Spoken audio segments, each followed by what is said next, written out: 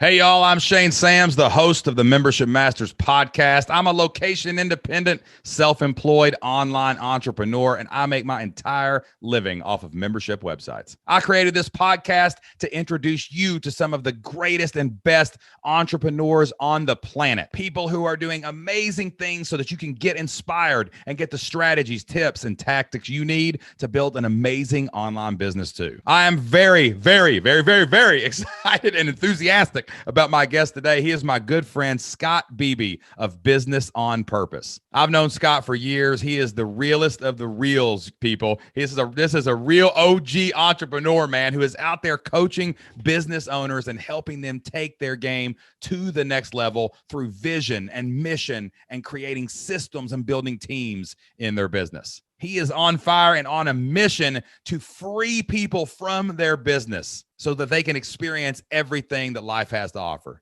We talked about a lot of stuff on this podcast, people. We talked about, we were getting philosophical. We were quoting Marcus Aurelius and Teddy Roosevelt.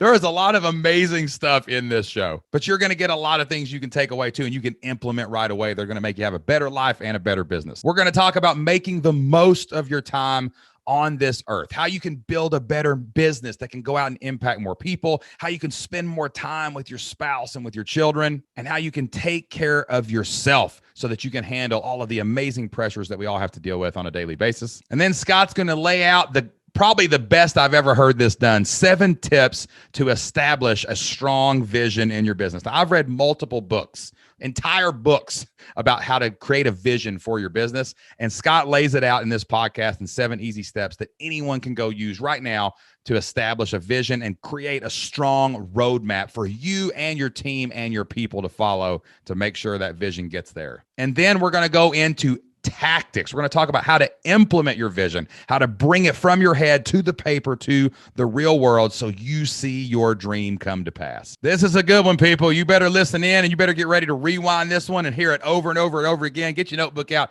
take some notes, because Scott Beebe is about to show you how to have a business on purpose. But before we do that, I got one question. Are you ready to become a membership master? All right, let's go.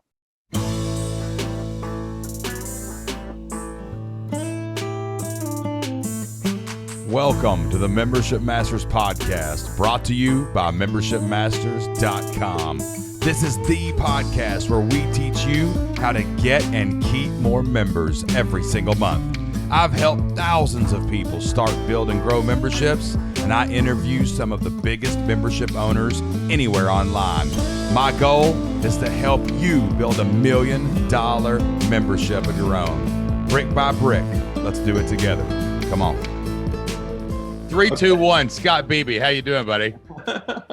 Welcome to the Membership Masters podcast. Love it. Dude, I got that 12-week year, man, really got me going. Like, I was like, I almost got like a new lease on life. Like, I was thinking about life and in general, like turning, you're in your 40s, you start thinking about things, you know what I'm saying? Like how long you got and how much time you got with your kids and all that good stuff, And when I started reading the 12-week year, I was like, I got a real positive vibe of like, man, if I've got, if my son's, he's 12, we got 6-7 years left with him in the house, before he goes to college or a job or whatever he does. And I'm like, man, that was really bumming me out, man. I got 7 years. And I read a stat the other day that said you have 93% of the time you spend with your children is when they're at home before they leave. Yeah. Right. Yeah. I was like, dang, man, that's a couple hours a day, man, for a few more years. But then I started thinking of it differently. I was like, nah, man, if every 12 weeks is a year and I'm intentional and I make it count, then I got 24 years with my son and I can teach him lessons and spend deep time with him, man, if I'm intentional about it, Yeah. And I started really thinking about that, dude, after you talked about it. So at that workshop we were at, think about this. As of today, I've got 52 days before my second child leaves the house for good. 52 days. Wow. Right now. And so you talk about the reality of that setting in. And then after that, with WIT, we have just over 2 years, and that'll be the last child that we send out. And so, I know there are a lot of people who will be like, man, isn't that awesome? And it's like, yeah, it's awesome. And it's real all at the same time. And so what you said, I've never heard that, the 93%. reality. But dude, I did the math on that 93. I read this in an article, and it was 90. Okay, so 93% of your time with your children is spent like before they're 19. And then 7% of all the hours that you spend with them. Because think about it. Think about your life. Like, how often do you really see your parents? How often do you really see your brothers and sisters? Like, once you get busy and you have kids and there's things going on, man, like we get together Christmas and holidays, and I'm going to go over and eat with them on Easter and, things like that. But the time in person is 93% before they left. But dude, I even took it deeper. I started doing the math. I text this to my mastermind, and they were just like, what are you talking about? Like, I wasn't explaining the math right. So I hope I explained this correctly. But like, I was like, okay, if I spend 2 good quality hours a day with my kids, right? Like if I'm, I get up, we eat breakfast, we get ready for school. There's an hour. I pick them up after school. We talk. How was your day? This, that. We go play some ball. We do whatever before they go to practice or whatever. We maybe spend 15 minutes before bed, right? And then there's all those interactions in between. But if you average it out, it's probably 2 hours a day, right? That you actually get with your kids. Mm-hmm. And I was like, okay, now multiply that times the year. That's how many hours I'll spend with my kids this year. Mm-hmm. Multiply that by however many years I got left, which is like 7 with Isaac and maybe 8 or 9 with Anna. Dude, and then I divided it by 24, right? Because that's how many hours I got left with my kids, 93% of that. Uh-huh. Divide that by 24. Dude, I worked it out. I only got like 250 actual days of my life, like time. That's right. To spend with those children. Yeah. That's not we're all going to live till 70. I literally will only be in their presence 250 days. Yeah. Dang, man, you got to use it. I mean, why would you waste that? Showed me a thing the other day that if you're 45, which I am, 45 years old, statistically, you only have 36 more years left. And I saw that, and I'm like, oh my, like, I still don't know that I've fully reconciled that. 36. We can't. We will never fully reconcile it, and like it. But if you could just recognize it, and you could take advantage of half that time. Yeah. I think that's it. I asked a guy one time, I said, hey man, what do I need to be aware of? And because we started with our oldest, it's a proverb or a psalm or somewhere. It says, teach us to count our days, teach us to number our days. So a few years back when my daughter was still in high school, I think she was in 9th or 10th grade, I pulled up a countdown timer and actually bookmarked it on my computer. People thought I had lost my mind. And I put the anticipated date that she would be leaving, in her case, for college. And it was, I forget what it was like 800 days or something like that. Now, of course, that 800 days has been like over 1,000 days ago that I did that. And since then, we've been counting the days. And when I asked, hey, how do I need to be maximizing those days and all that stuff? The guy asked, he goes, hey, man, just by the fact that you know the number of days, you're asking the right questions. Yeah. And that level of intentionality.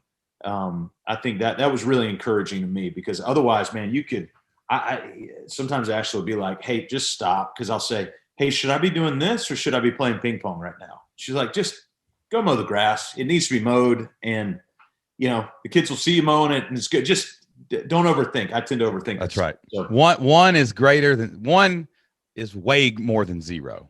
Yes. That's another really good thing to live by is like, hey, look, I know most people aren't thinking about it, but I am. Yeah. And I know that's going to make me be intentional enough more that it's going to make a difference. And like, man, what's funny is we have so many pieces of the pie, right? And all y'all listening to this Membership Masters podcast, you don't know me and Scott, man. When we get in a room, we were at dinner together the other night and it got deep, son. So baby, it's going to get deep in here today, man. Something's going to change your life with this conversation today. But like, you got this, like, it's not really a pie. I look at life more like a Venn diagram. And like at the top, I've got my circle, which is me, right? I got all my, my self-care, my junk, my whatever I'm dealing with as a human, right? In my own individual reality in my brain, right? Well, and then over on the bottom right is another circle that overlaps mine. And that's like others, right? Mm-hmm. So like right where it meets, that's like my family. And then I've got everybody else like in my life. Down here. And then on the bottom left, I have what I call work, like the work that God put me on this earth to do, So that's my where it overlaps me, my work and me overlaps. That's my that's like my mission, you know? And then where work and overlaps others, that's like my team. So all these things are represented by that. But in the middle of that is actually time. You know what I'm saying? Like time is like where everything overlaps because it's linear and it's the only resource we can't do. And you got to be careful because even in that instance of that math problem, figuring out how many days your kids got left, if you obsess over that and it pulls you all back into that part, you're pulling time from all these other really, really important things. Like if that little family overlap is getting all your time, your mission is suffering. Your team is suffering, your relationships and your work. And like, it's this dance that we can't give everything to work or our family or ourselves or whatever to really live like a truly harmonious lifestyle. You know what I'm saying? Yeah. Yeah. You know, so I had lunch with a dear friend last week, and I'll qualify this. He is an African-American pastor. The reason I qualify race is because we, in the last month, about 3 or 4 weeks ago, we had a situation where a young African-American kid was shot and killed wrongfully. They had the wrong kid in the wrong car, and it was a hit on a Friday night by some other kids that were 15, 16, and 17, if you can believe that. And we happen to know one of the kids who was sort of an accomplice to it. He's in prison today, and it's awful. It's an awful story. And one of the things that we went to the vigil, and one of the things somebody challenged everybody at the vigil, or hundreds of people there, challenged us all at the vigil to try to start spending time with people who are not like you so that you can begin to ask questions and understand. And so I called my buddy Benny up, and there are many things that we're like-minded on, but then there are some things that I'll never fully understand, and he'll never fully understand because we come from different backgrounds. He grew up in a super, super small community, not even a town, but a community up near Beaufort in an African-American context and all that. I grew up in cities all over the country in a very, very white context. And as we were talking, Shane, he said this, man, this dropped me when he said it. And maybe it was just the moment, maybe it was the burrito, I'm not sure, but it dropped me when he said it. He said, Scott, he said, these conversations that you and I are having, we all tend to think that massive movement happens with big tidal waves. Yeah. He said, the reality is this conversation that we're having right now, just the two of us sitting at a burrito shop. And if we can have another one again in a few weeks, and another one in a couple of months, and another one and another one, what we'll do is we'll develop a relationship and a friendship. And over time, that'll turn into some level of transformation. But he said this phrase. He said, we find ourselves wanting to always have an agenda when we come together. I'm thinking about our time together right now. We don't really have an agenda. We always tend to have an agenda instead of just having a common cause. And he said, what we've got to focus on is having a unified cause, regardless of the agenda. The agenda will come down the road, but we got to have this unified cause. And that's where I go back to what you and I are talking about with this time with our kids is we've got to have, instead of agendaing those 52 days so that they're just perfect. So I can come back to you and say at the end of May, hey, Shane, man, Jackson and I got to spend this amount of time and et cetera, et cetera. I've just got to have, Ashley and I've got to have this common cause for our children that, man, we want to put out great kids who become amazing adults who you want to spend time with. That's ultimately what I want to do. And we want to be mindful that we have 52 days, but we're not going to create this tight agenda. We're going to go on our cause. And so we're going to focus on the cause, not the agenda.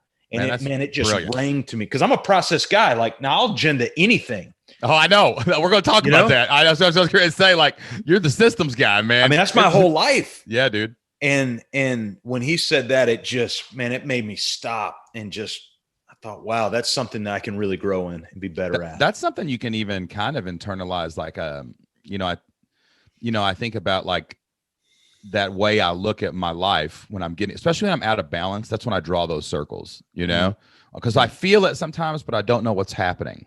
Right.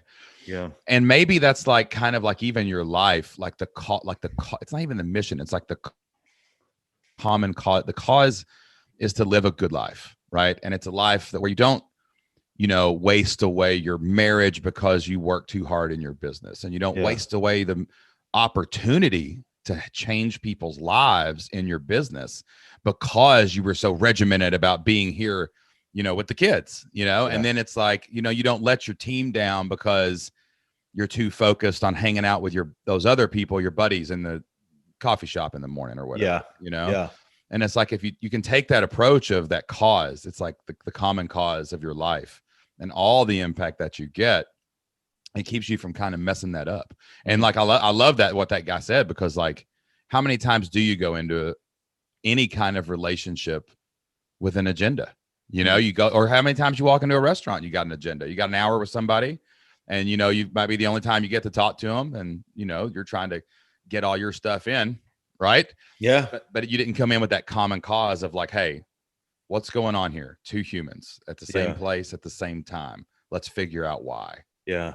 And if you do that, everything's going to work out better, Well, and relationship develops. I think that was a big takeaway for me is, I feel like the world that you and I have been in the last probably 5 or 6 years, there was I remember Pat Flynn at, I think it was at a podcast movement.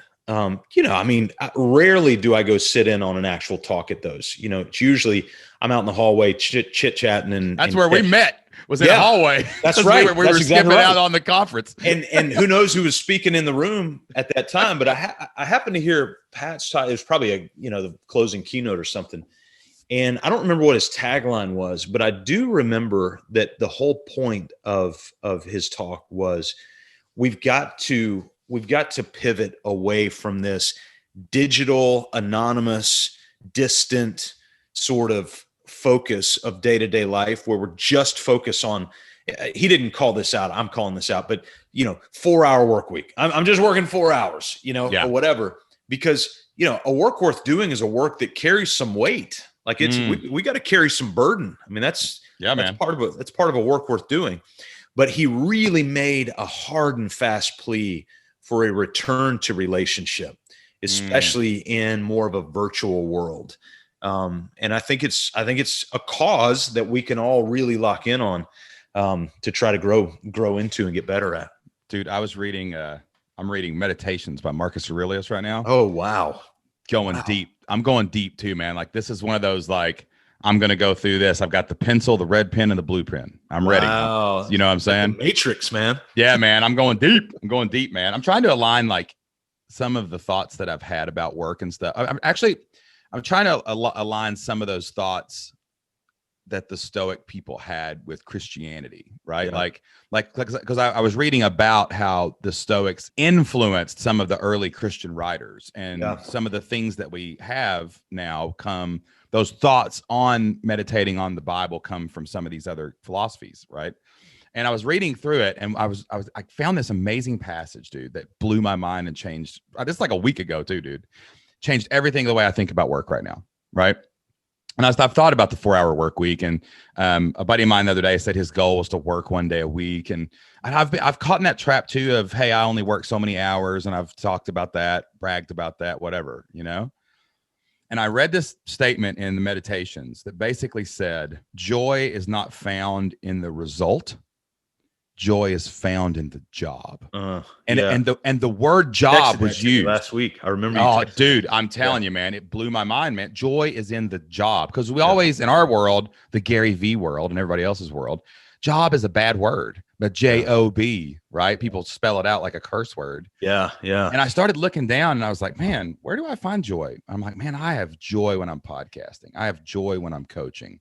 I have joy when I'm doing a member Q&A. I have joy when I'm emailing people. Like, man, it's the joy is in the job, the doing of the thing, right?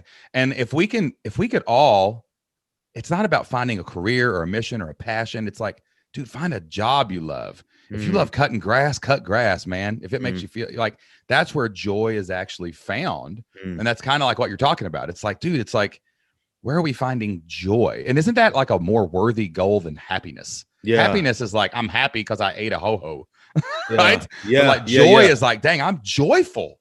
Like I'm just in joy.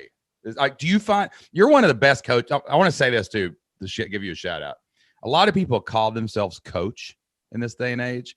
Scott Beebe, you are probably the best coach I know. Like, you are the legitimate coach. You're out there like when you're present, you've got a mission and you're really helping people do this. And you do a lot of coaching, dude. And I'd say you find joy in that. Would that be true? Wow. Thank you. Yes, I do. I want to go back to something I just mentioned a second ago. A work worth doing is a work that carries burden with it. Teddy Roosevelt. Hold on. I got to show you this. We're going deep. We're going TR quotes, baby. I'm going to start pulling out. I'm going to start pulling people out of the arena. I'm going to start talking about being not perfect. We're going to get Teddy Roosevelt out here and hold on. So we always joke about statements that make it on a coffee mug and all that. And this statement, we literally had to put on a coffee mug. And so we did. We found this. One of our team members, Thomas Joyner, he mentioned something last week, and we're really hard and fast on our core values and our unique core values. And we've always had 5. And periodically we'll rotate one in and out. So last year during COVID, we actually replaced one with the core value of work on the dock while the tide is out. We kept pushing people. Hey man, your tide is out for some of you right now. Let's work on the dock. Don't retreat. Don't run away. Let's work on the dock while the tide is out. And actually one of our architectural clients drew a visual of a guy working on the dock while the tide was out. It was so good. Yeah, and so we've since replaced that because we feel like the season has changed. And at the end of the year, Thomas mentioned this phrase, a work worth doing. And so I was like, man, that's really good. And then and we Googled it, and turns out Teddy Roosevelt actually said, this was so good. He said, far and away the best prize that life offers is the chance to work hard at work worth doing. And this is a prize open to every person, for there can be no better work worth doing than done to keep in health and comfort and with reasonable advantage for all of us. And I was just like, oh my God, that was so good. And then he goes on later on, Teddy Roosevelt, and he makes this other statement, and he calls out the idlers, the ones who are idle. And he says this: there is no room in our healthy American life for the mere idler, for the citizen whose object it is throughout life to shirk the duties life ought to bring. The saddest thing that can happen to a person is to carry no burden. To be bent under a great load is bad. To be crushed by it is lamentable. But even in that, there are possibilities that are glorious. But to carry no load at all, there is nothing at that. No one seems to arrive at any goal really worth reaching in this world who does not come to it heavy laden. All right, stop the podcast. We're done. We're done. I have to edit this to the back to keep everybody listening. Dude, I just wrote down work. Those two, dude, y'all listening to this? I hope you're listening to this. Work on the dock while the tide is out. That's one of the greatest quotes I've ever heard in my life. Like when the getting's not good, everybody go fix the dock. It's got a broke pier. It's like work on your foundation, the support. Then when it comes in, you've got a great dock to go stand on and fish, baby. Your backyard. So your body of water in your backyard. Yeah. The tidal level of that will only fluctuate inches or maybe a foot every now and then. It takes a long time for your water to come up and go down. For us, where we live here in the Low Country, behind my house, I've got a 7 to 10 foot tidal swing. Get this, every 6 hours, 12 minutes, and 30 seconds. The water goes out anywhere between 6 to 10 feet and comes right back in 6 to 10 feet every 6 hours, 12 minutes, 30 seconds, like clockwork. Yeah. And so the only time that you can work on a dock, we got dock builders that live down here, and the only time they can move their skiff into placement to work on the dock is when the tide is up, and the only time they can actually get down to it is when the tide's out. So that was our mindset, as the tide has gone out. One thing I think that me and you resonate with each other too is like I think we understand seasons. Like there's seasons to go on vacation, there's seasons to hang with your friends, there's seasons to work, and like people are so looking for success through miraculous, the internet. I'm gonna have an online business and I'm gonna work 2 hours a day and whatever, and it just doesn't work that way. It's just like work is work, man. You got to have the work ethic, and you have to find enough joy in the job of building business to do it, Yeah. to actually do it, or the idea never like comes to fruition. And like let me circle this back to an actual interview question I wrote down because I think we're back to it. But like your brand is called, this is a perfect setting for this, business on purpose, right? And like your big thing is you know, you're not just the guy who made great pizza and opened the pizza parlor because you love pizza. It's like you're building the business on purpose. Like you're planning ahead, you're doing those things.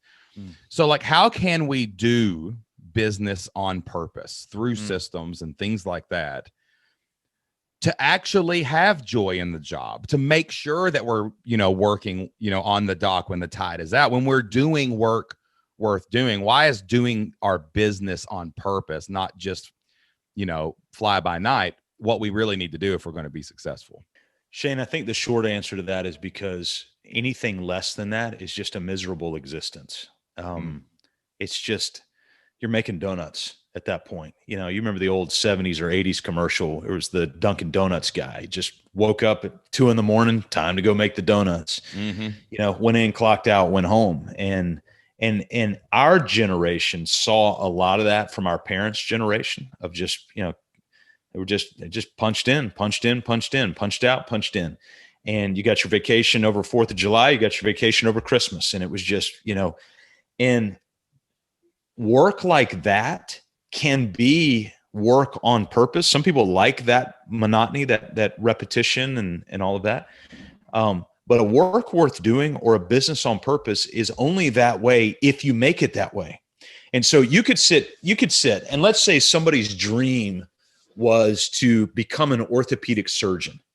Well, they can become an orthopedic surgeon within 6 years. They're miserable. You don't want to hang out with them.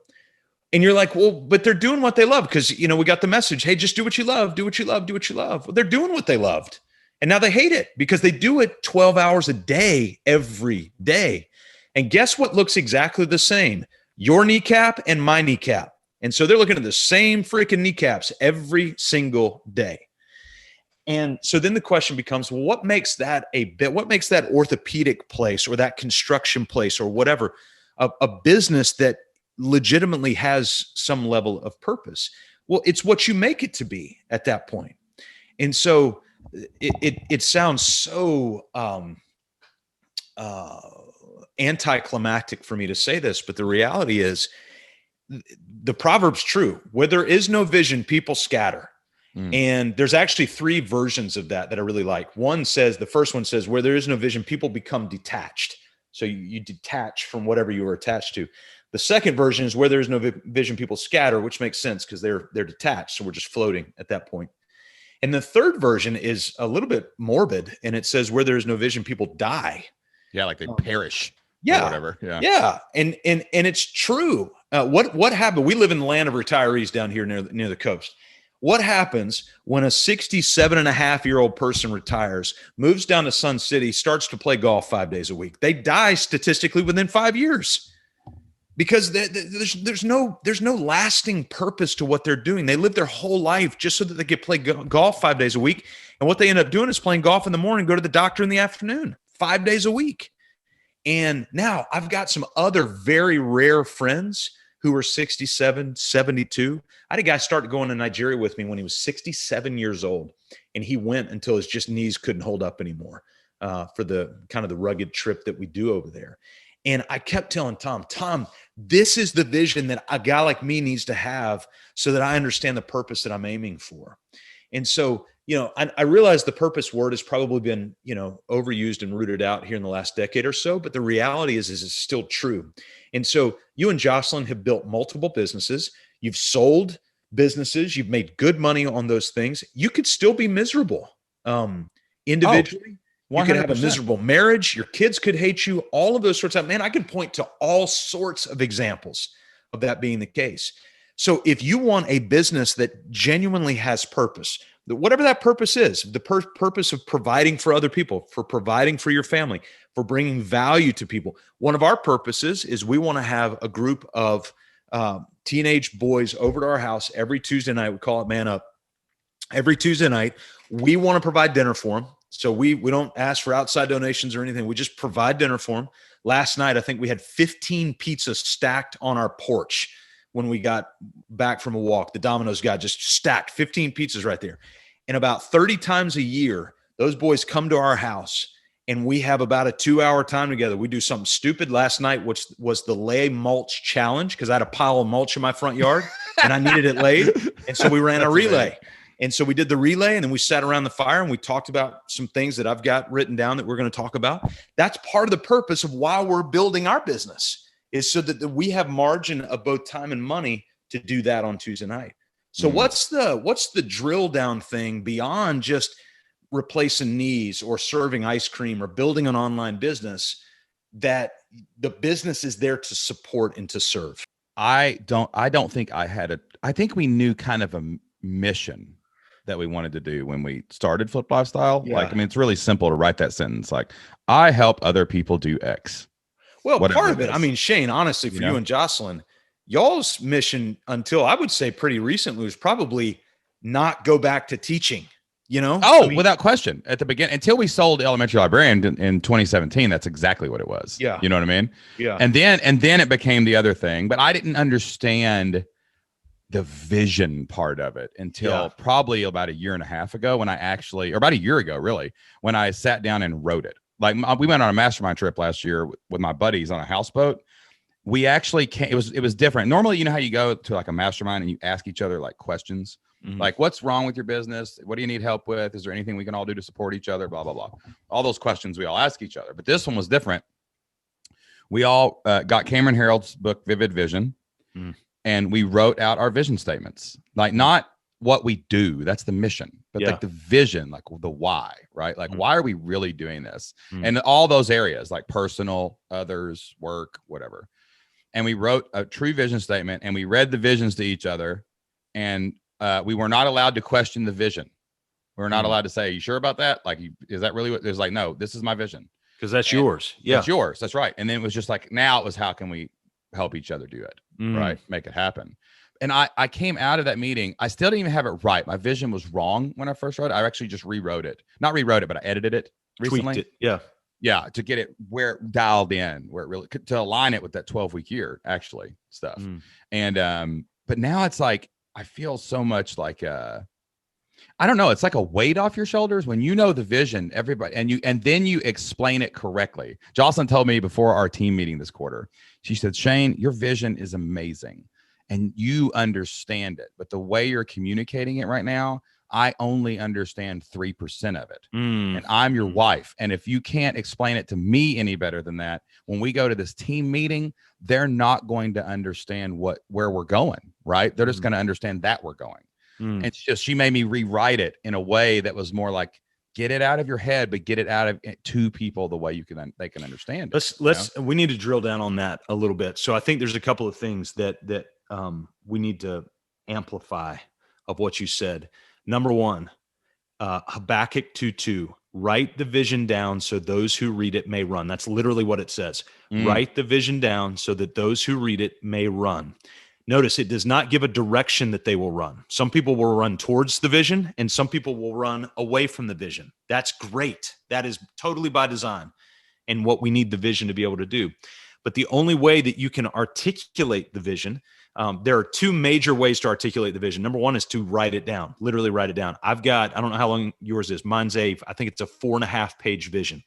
So when people are listening to this, Shane, I want them to understand that Shane and Scott are not talking about a 1-sentence vision. It's 7 or 8 pages by the time you say it. Yeah, so it's long. Multiple pages of multiple detail, because what a vision is a detailed snapshot of the future of your business. That's what a vision is. A mission statement is, for us, it's to liberate business owners from chaos. It's the one sentence where if I never met Shane before and Shane goes, "Hey, Scott, what do you do?" I'm not telling anybody I'm a business coach. Why? Is because you're going to lump me in your head with all other business coaches that you know, and most of them aren't good. And I don't want to be lumped in there. And so when you ask me, "Hey, Scott, what do you do?" My response, literally to this day, my response when somebody goes, "Hey, Scott, what do you do?" Either out on the baseball field, on the lacrosse field, whatever, just casual conversation. "Oh man, we liberate business owners from chaos." If they're interested, they will ask me how. If they're not, I've just saved both of our times. We don't have to go into it at that point. And so that's what a mission is this is the why, what we're doing. But the vision The vision is a detailed snapshot of the future of your business. And if it's not written out, then you're going everywhere at the same time. And there's nowhere around it. And so the two big ways that you can articulate, the vision of the team, number one is to write it down. Number one. Number two, it's a great Dan Sullivanism, strategic coach. I'll never forget this. He said, every business owner needs some sort of project manager. Now, don't think of like a typical construction project manager. This is somebody who literally manages any project. And what they are is they're the translator for your vision, because when a Shane Sams is out there, Shane Sams is a pioneer. You got your head on a swivel. You don't think reasonably or rationally. You think in terms of results and what's 6 miles out there.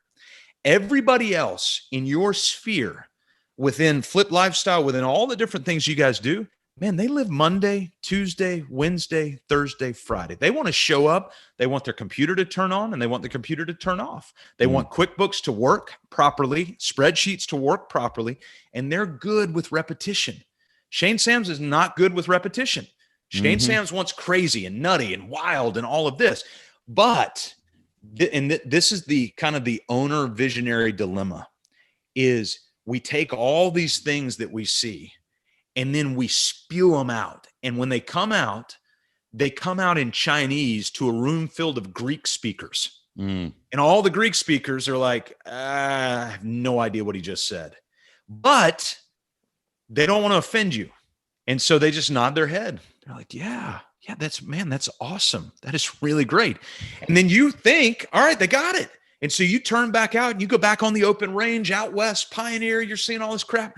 And you come back and it's just destruction. You look everywhere and there's just dead bodies everywhere. You're like, what happened? I just shared the vision with you guys. And instead, what they come back and they go, we don't understand. And fortunately, you've got a grace-filled wife who's willing to say, hey, Shane, you're speaking Chinese and they're all Greek speakers. Yeah.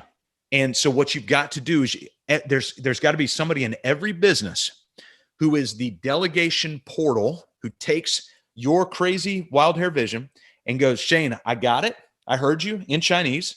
Now let me translate this in Greek. I don't want you to hear any of this. You don't know how to speak Greek. I'm going to translate this Greek and I'm going to package it into a system, a process. I'm going to follow up through team meetings, through level 2 dashboards, through all this stuff. And I'm going to have all this in 3 or 4 weeks. I'm going to turn back around and go, Shane, we're good. You got another idea? I'm ready. Yeah. They're taking care of all that. Dude, it's so funny because I am the anti-structure guy. Like structure, dude, like I'm like, if there was like, you know how there's like anti-matter, I'm anti-structure. You know what I'm saying? Yeah. Right. And I was like, when we first started the business though, that served me so well because I could act so fast. And when I could fail really quickly, like really hard too, but I could bounce back and try the next idea. And Jocelyn brought the first semblance of structure, taking all the things that I had figured out and turning it into something real. Right. And we worked together to build a thing. And that was my first semblance of structure around me. But then the bigger everything got, I just got more chaotic and crazy, and it becomes a point where that just doesn't work. And I had so much freedom, Scott, at one point that I couldn't move the business forward. And I got so unbalanced in, I get to do whatever I want every minute of my day. And I realized that it wasn't working. And I also realized it wasn't possible for me to make it work. Like it was not in my head to be able to structure myself. It just wasn't. I just couldn't do it. So I hired an assistant. And, this is not even Jocelyn, right? Although Jocelyn helps me dramatically in most everything. But like my assistant at one point, about 3 months into her being here, I said, look, I am giving you total control of my time. I'm going to give you the general flow of it. Like when where I want to be with my kids and where I want to be with my wife and things like that. But you are now the White House chief of staff. See, the president doesn't control his schedule. The White House chief of staff decides who gets to the president to make decisions. And I need a White House chief of staff. Yes. And at first, dude, I thought I was going to die when I said that out loud, because I could just feel the shackles of structure wrapping around my wrists, and I tell you what, man, I've never been more happy. I wake up every day. I don't even have to know what's going on, man. Like when I go on a podcast with somebody, Jocelyn has made me a prep sheet that I can study for 15 minutes before the show. Oh, that's good. Angela has set up all the schedules, and I can just show up and I can do what I do, which is talk and cast and be in the moment, you know? And it's amazing just how allowing structure into our business created a situation where the vision was possible. Right. And like, that's what was holding our vision back is I was like, hey, we're going here. Yeah. And Jocelyn and the team were like, yeah, but how are we going there? Yeah. Like, that's a cool place you want to go. Yeah. Right. Yeah. And man, that structure like it's really saved us. I mean, it's really taken things to the. But can you imagine if you said, all right, I don't know why I always choose Des Moines, Iowa. I've never been there. But if I good example, love you all, Des Moines. If you're listening to Des Moines, shout out to Des Moines. But if I told our crew, hey, we're going to Des Moines, Iowa, and I had nothing else to give them, we're going to Des Moines, Iowa, and they said, Scott, how are we getting there? We're going to Des Moines. So you guys figure it out. Well, how much money do we have to spend? This much. So figure out how to get to Des Moines with this much money.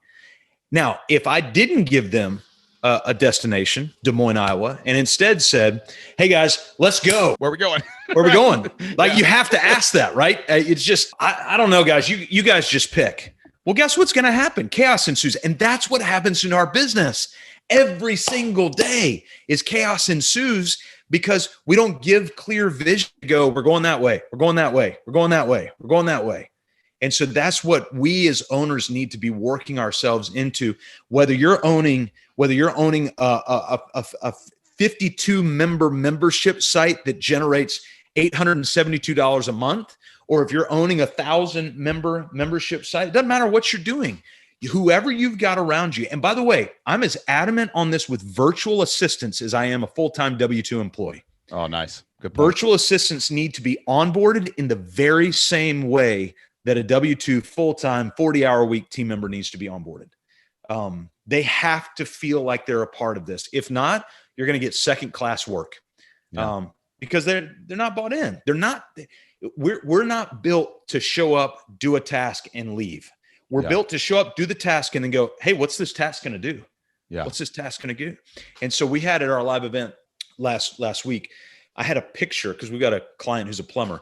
I had a picture of one of his team members who was head down in a toilet installing the toilet.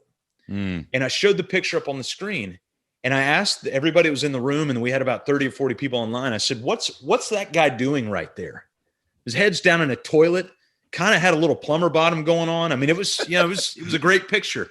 And the plumbing, the owner of the plumbing company is right there in the room.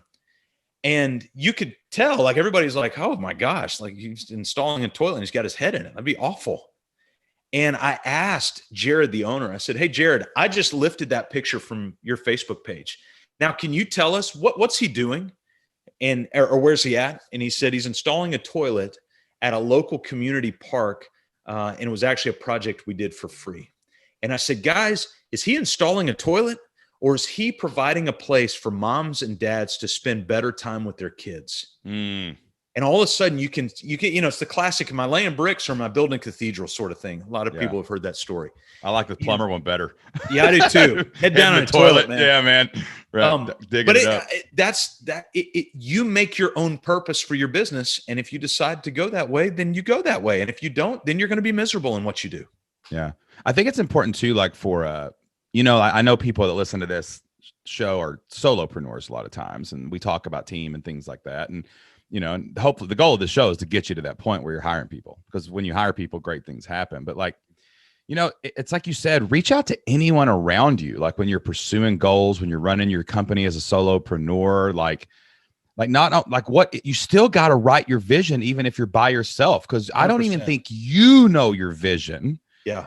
If you don't put it on paper, because you're not articulating it in your brain, it's just bouncing around with all the other ideas that people put in your brain. And you have to cut through the noise and get the vision on paper. And then even as a solopreneur, that's going to allow you to figure out the structure that you can create, whether it's like You have a Calendly app so that you can get your schedule under control, or use, your iPhone reminders, or you just have your spouse on board and be able to articulate, people. One of the biggest questions I always get is, how do I get my spouse on board with my online business dream?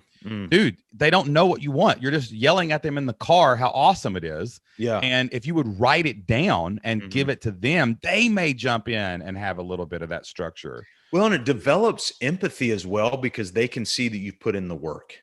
Yeah, man. Dude, I always tell people the way you get them on board is to prove it. That's a shortcut to proving it, is putting it in a vision statement and articulating it to your spouse. Yeah. But it's real. Dude, I'm going to do a course on that today when we get off this call. That's amazing. Every single person that goes through Flip Lifestyle ought to go through the exercise of writing. And I think you ought to just put a number on it. Writing a vision that's no less than 3 pages, period. Nice. And you got to, and I'll give you categories. I'll give you categories that you can think through. So there's 7 categories to think through in a vision statement. Category number 1 is the duration, the term. I don't think a vision should go past 36 months. Life is moving way too fast right now. 5-10 years used to be a good thing. You can't do it now. Last year was 5 years. Yeah. I mean, The big retail folks are starting to do symposiums to study consumer behavior right now. We've got a friend who's connected with Walmart and all those guys, and so they're starting to get in their data and their research as to what the COVID year has done to our consumer buying habits. And one of the things they found was this term time elasticity. Time elasticity. And essentially the way that he explained it to me was, in our modern economy right now, a second can feel like a week can feel like a minute, and a year can feel like an hour, and an hour can feel like 6 months. Like we have no, like, I'm looking up right now and it's Wednesday afternoon. I'm like, I don't even think we went through Monday and Tuesday, did we? I don't, how's it April tomorrow? That's where did March go, man? Like, Q1's gone. Yeah. Q1 of 2021 is gone.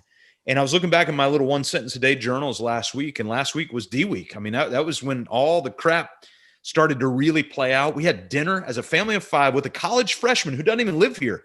We had dinner as a family of 5 for 6 straight nights last year. Like that screws up your head. Like, that's not normal. And so all those things. So term, no more than 36 months, preferably about 18 to 36 months, but no less than 12 months. It's got to be long range enough to go after it. Second thing is family freedom. I said that right. This is a business vision. And the second category you're going to talk about is your family and freedom. What do you want for your family because of this business? Do you want to try, you and Jocelyn and kids like to go to Disney. Do you want to do Disney 3 times a year? Write it down. Do not write down, hey, more vacation. That doesn't mean anything. Write down, we want to do Disney once a year for 7 days. We want to do Des Moines, Iowa once a year for 4 days. Write the places, the duration, all of that stuff down. What do you want for time with your family? What do you want them to experience? Write all of that down. And then with that, your own personal freedom. Some of you are working 70 hours a week in a job you hate. Well, part of the freedom vision that you have is to work 45 hours a week in work you love. And so you start to write out those specific things. For me, I calendared my 2021. It's the first time I've ever done this in 6 years. So don't think that I just do this all the time. But I calendared my entire, the only reason that I had time for this, Shane, this week is because my last week of each month, I've got blocked off from any coaching at all. Nice. But I set that back in November, which was set back in my vision. My schedule is actually in my vision under my freedom section. That's awesome. Because I do no coaching on Fridays. I don't really do any work other than creative work on Friday.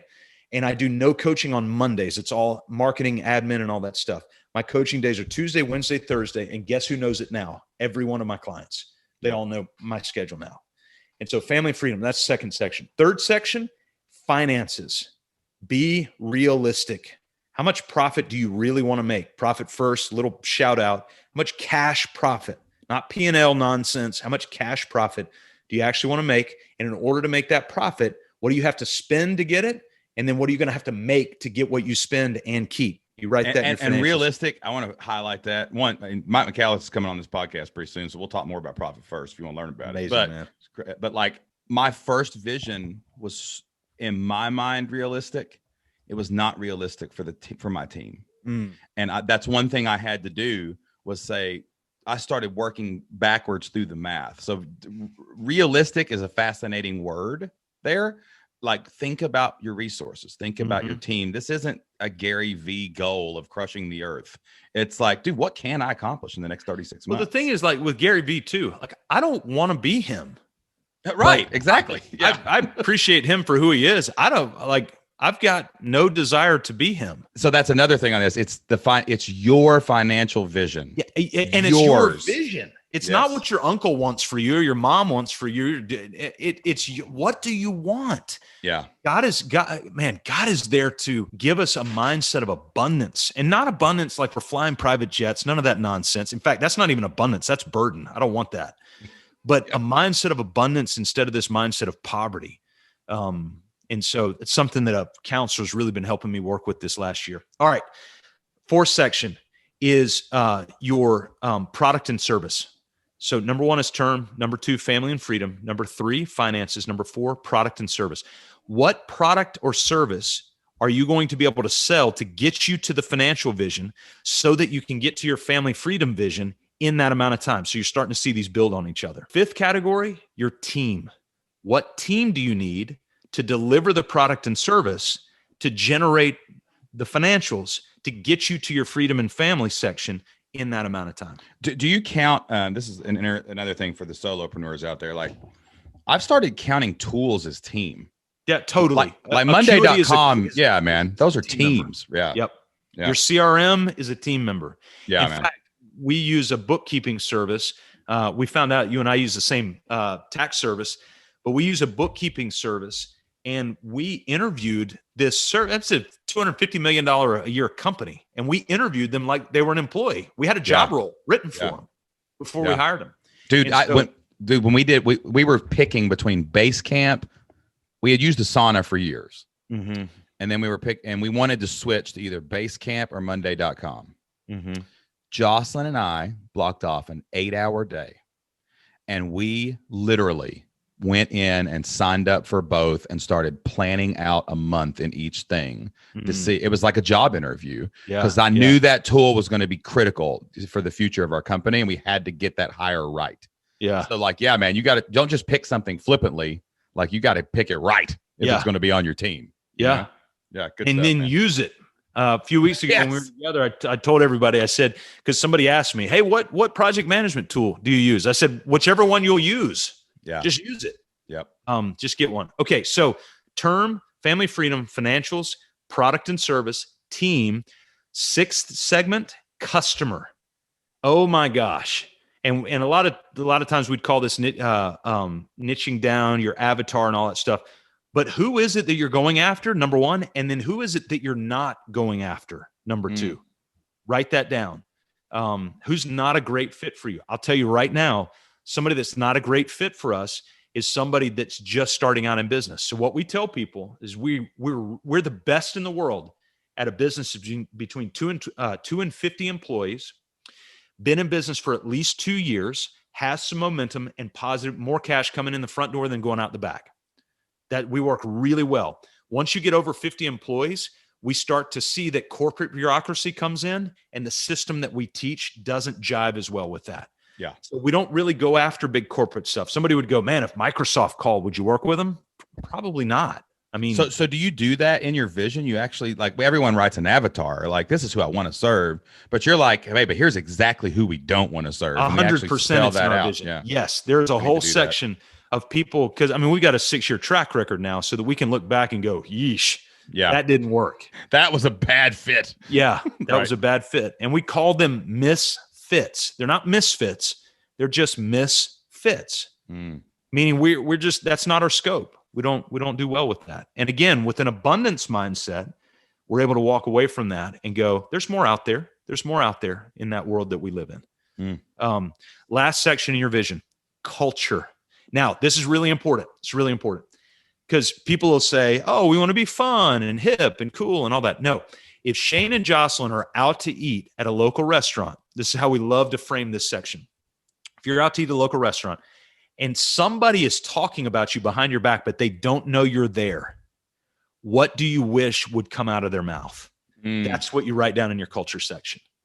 And so we have things, I'd have to go back and read over mine. Oh, and that's the other thing, the frequency. I tweak our vision about once a quarter, and we revisit our vision with the team. I literally schedule an hour on a Thursday afternoon, and I have everybody meet up, and I read straight through our vision top to bottom. Yes. So I did this just last week, guys. I mean, this is the people that I know that are using visions incredibly. I just got this today. Like, you just sit and read to your team, and they're like, yes, we read it out loud and give everybody a printed So let me copy. ask you, be honest. What was their response? What was their takeaway? It's funny. The first time I did it, it was kind of like a little awkward. And then as we started doing it, and like when we read it this time, everyone kind of knew the parts that were coming. And you know how like you're watching Avengers and you know Captain America's about to pick up that hammer, spoiler alert. You know what I'm saying? You just know it's about to happen. You're like, oh, they're like getting you could feel that on certain parts of the vision, right? And it was exciting for them to read the vision. Like, they looked forward to that part of it before we got into all the tactical stuff. You know? Yeah. So the question I started asking myself is, why does McDonald's always end their commercial with ba-da-ba-ba-ba? Because repetition is the mother of all learning. Yeah. And couldn't they come up with something more interesting and creative and something different? And no. Smartest people in the world realize that repetition, consistency is the mother of all learning. We've been coaching a business. They're a $30 million home building company. They're growing into their 4th of 5 stages of business. I mean, these guys are getting very mature in their business. And I just spent an hour and 45 minutes in our conference room right around the corner over there. And you know what we talked about for an hour and 45 minutes this morning? Vision, mission, values. That's right. Master process roadmap. It's the equivalent to Shane Sams, the old coach, talking about blocking, tackling, passing, throwing, angles, running. You know, I mean, it's just not that fancy. It's not hard, man. Run the football. Run the football. Just run the football, man. That's all you got to do. Every team that's ever won the Super Bowl ran the football well. Yeah. And man, you just got to do the fundamentals. There's one more thing. We guys, I told you, me and Scott might go. We could go forever, right? But I will let Scott go because he's in his week of freedom. No, man, this is freedom. I know it, man. I know it. Scheduled for. Yeah. There's one cool thing that I really have bought into lately, and we were at a live event with Aaron Walker a few weeks ago, and you really talked about this, and we had a discussion about it. And I don't even think it was like a point of emphasis. It was just kind of one of those passing 10-minute things that came up. Somebody asked a great question, wasn't really understanding it. And the general discussion of just being in the room really inspired me to go down this rabbit hole. And we were talking about the 12-week year, right? By Brian Moran. I think is it Moran? Or I think it's how you say his name. Yeah. And I'm interviewing him in a couple of weeks. I got so hooked on this dude. I told my team, find him, get him on the podcast. I reached out to people. Do you know this guy? Like, we got him on the show because I'm talking to him for an hour. Yeah. Right. And what it really solidified for me was the vision's amazing and it's critical. Like, you got to have it. Yeah. But what I was always doing was attaching myself to the outcome. And the vision often is the outcome that you're going after. And 12-week year, and you do this so well, like in your stuff, you just do this really well. You're the best guy in systems I know. You know what I mean? And like, when I think about systems and structure and tactics, I think about you, dude. And like, when you were talking about this 12-week year, I was like, why? It sounds like just a plan, like good concept. All right, we're going to do more in 12 weeks than we do in a year. All right, a week is a month or whatever. You know what I'm saying? Yeah. But when I read it, it blew my mind because I realized the purpose of the 12-week year, the reason that it works is because you once you've got the vision, then you only focus on what you can control and do. Yes. And I was focusing on go get me 1,000 emails, go make sales, go do this, I want my retention to be 9 months, right? Whatever, you know what I'm saying? All the things we talk about. That's the vision. That's fine. But how do you get to the vision? So we started asking ourselves question, dude, like, well, how do we get members? Let's take a first principles approach here and work backwards. We don't get members because we just set a goal. We get members because we email our list every day. Oh, that's interesting. 90% of people join from our email list. Well, wait a minute. How do we get people on our email list? Well, they come from our audience. How do we build audience? I did a poll. 77% of everyone in our community found us from me being a guest on someone else's podcast. Wow. So Wow. so Jocelyn, her whole job in the company now, the one thing she does is 5 times a day she reaches out to get me on a podcast. And so that's her metric that she measures. Did I ask 5 people today for Shane to be a guest or me to be a guest? Monday, Tuesday, Wednesday, Thursday, Friday. That's what she's doing for the next 12 weeks every day before noon. Then my job is to email the list every day. Someone else's job is to do something else. But like we started thinking about this, like the vision doesn't happen just because you write it down. It happens because you figure out the things that can make it happen, and you're consistent, prolific, and relentless at doing those tasks until the vision fails or comes to pass. Yeah. And man, that's what 12-week year, dude, did for me. And it's really impacted. I mean, our staff meeting Monday was the most boring staff meeting I've ever been to because everybody knew what to do. Yeah. It's crazy, dude. So, well, remember, the vision is Des Moines, Iowa. Unless you live in Des Moines, then pick somewhere else. But the vision is Des Moines, Iowa. Doesn't mean you're going to get there. That's the vision. It's Des Moines, Iowa. And so the question is, how do you get there? Where you push the car, you put the car in the right direction on the right roads, and the wheels turn over and over and over and over and over and over and over, and periodically make a pit stop and you readjust. Hey, are we on the right road? We're looking good. Gas up, more fuel, motivation, whatever. All right, here we go again. Here we go again. All you can do is drive the car. That's it. All you can do is push the gas. The car may not work. What you can also do, Shane, right, is not drive the car. And that's right. Where a lot of people get hung up. Is they go, man, we're going to Des Moines. We're going to Des Moines. Anybody got to Des Moines yet? Are we there? Are we there yet? It's like my kids. And we're like, well, did you get in the car? No. Did you push the gas pedal? No. Did you go up I-95 and then west on 40? No, didn't do any of that. Oh, well, then you're not going to get to Des Moines. And then we wonder, especially for those of us in kind of the spiritual life, we look at God and we're like, God, what? I said Des Moines, and you said by faith, if I believe Des Moines, then I go to Des Moines. And God goes, well, yeah, I mean, I could do that, but I also gave you a car. And so why don't you drive the car? Yeah, man. And so I think the 12-week plan, here's what we've done for it. And I love Moran's whole book. I will say that I think you can get we've really simplified this. And we did something I'm really glad we did about 4 years ago. We started having all of our clients do the 12-week plan. And then we started having the clients meet together to work on their 12-week plans individually in the same room. So there's peer pressure, actual peer pressure. And so that's been going for about 4 years now. And where we've devised, I'll give you book recommendations. Great book by Alan Mulally called American Icon. Actually, it's not by him, it's about him. It's by, I think, a Detroit press reporter or something. But the biggest, it's great stories about how Mulally turned Ford around. They didn't have to take government bailout and all this. But something he instituted was the Thursday morning BPR meeting, the business plan review meeting.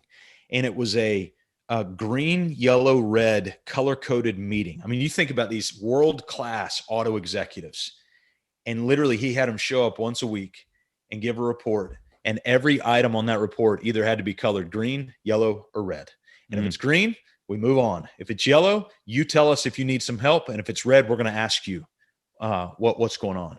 And Ford was on track to lose $12 billion the year Alan Mulally showed up. $12 billion with a B dollars. And he instituted BPR meeting. And the first, I don't remember how many weeks or months it was, every executive in the company showed up with all of their stuff green. Wow. It's amazing. And he went, what? And he found out they had this toxic culture that you couldn't do anything red or else you get fired. Oh, man. Finally, adding in I'll help you on the yellow. Like, that's a good thing to ask. Some people don't do that. Like, if your people are struggling, help them. I mean, good Lord. No, everything was green, man. We're good. We're good. And so finally, there was one meeting weeks or months in where a guy put red on his thing. And they said it was kind of a dark boardroom, big boardroom. And all of a sudden, they just heard one guy just start clapping. And they looked back, and it was Alan Mulally, this new chairman, who looked back and he goes, finally, we're on track to lose $12 billion this year. And finally, one person had the courage to tell me what's really going on. Now, how can we help this guy fix this? And that's how it got started. And so we took that concept into the 12-week year concept and just put together what we call internally our 12-week plan. And we color code each tactic within each of the 3 goals. And so we tell people no more than 3 goals and no less than 5 tactics per goal. Yeah. In fact, if you can get to 10 or 12, that's even better. But color code them. So now on Tuesday mornings, we just had our meeting yesterday. And actually yesterday we shared our 12-week goals with each other, because now we task each of our team members to come up with their own. And this time around, we tasked them to come up with 2 of their own, and I gave them the 3rd. So that there's continuity from what I see and then what they need to be doing. They actually asked for that. I love that, dude. Yeah, because I did set all the tactics this time. Me and Jocelyn met together, worked through this, and we have 5 categories. We have give it time. Keep doing that for a couple of rounds, and then you'll start to see them own that after a while. If we, they'll figure out like, boy, if we did this, we might get closer to that goal. Yeah, man. Good stuff, dude. All right, brother. Listen, man, I love you. I appreciate you so much. This is just some wisdom floating around this podcast, y'all. Y'all better go listen to this one twice, and especially write down that 7-step vision statement. I think you did it better than Harold. I might go rewrite mine in this order as soon as we get off here, man. But tell everybody, man, if you think Scott could help you, I'd love to introduce you to everybody. And, if you're one of them companies out there with 2 to 50 employees and you need a little help systemizing your business, getting these plans in place, casting that vision, how can everybody find you on the internet? Thank you, Shane. Well, first thing I want to say is you and Jocelyn work really, really hard at not only the podcasting, but everything you do in marketing. And it's a lot of work. And so I don't want to take for granted that you would ask me to be a part of this. So thank you for that. I appreciate you, man. And number 2, your hunger for learning and your enthusiasm really is infectious. And so I know there are days that you don't feel like you sound. And man, I just want to publicly encourage you in front of everybody to keep pushing, because you're a necessary mentor to all of us with the enthusiasm that you have. I appreciate that. So I wanted to tell you that. mybusinessonpurpose.com. And because of you guys, we actually started a membership. So for those small businesses starting up, we do have a $97 a month where every bit of our coaching is digitized, it's online, and they can go through it top to bottom. So that was our one solution to how we could help the startups and the smalls. But most of the foundational stuff they're getting from Flip Lifestyle. So if they need to take that sort of next level and get everything systematized and processed overall, then that's where all that would be a good fit. This was such a good thing, man. I'm going to put this in my Trusted Expert session as a course. And then we'll just put a permanent link to all your stuff in the community, man, so that we can get people to it. Because, I mean, this is one thing people need, man. They need this vision. They definitely need the systems. So, well, dude, I'll tell you what, you can record this. I don't care if this is recorded. You and I talk. Let's put a special deal together for them. And we'll do it, man. That is. We'll do something. We'll check it out. We'll put it in our Trusted Expert session, and it'll be in the show notes on this podcast. Hey, tell everybody about your book too. I want to remember, because I've got it and it's awesome. Yeah. So we just re-edited it literally last week. Just re-uploaded it last week. It's called Let Your Business Burn.